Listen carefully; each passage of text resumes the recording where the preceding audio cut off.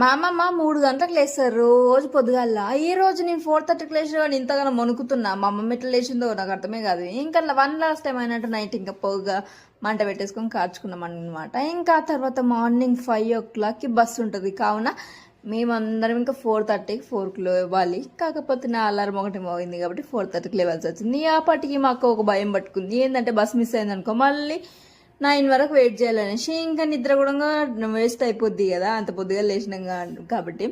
పోనీ 9కి వెళ్ళొచ్చు కదా మీరు అనేసి అంటే వెళ్ళొచ్చు, పర్లేదు. కాకపోతే బస్సులలో అసలు ప్లేస్ కూడా ఉండట్లేదు.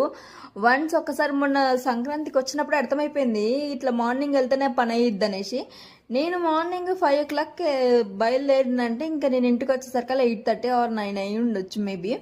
ఇంకా తర్వాత అలా మెల్లిగా రెడీ అయిపోయి అందరం ఇంకా బయలుదేరిపోయామన్నమాట. ఇంకా మా పాప నేను పడుకోవచ్చు కదా హాయిగా, లేదు లేదు ఆమె కూడా లేచి చూడాలన్నమాట. అంత పొద్దుగల చలిలో ఎట్లా కూర్చున్నదో ఏమో.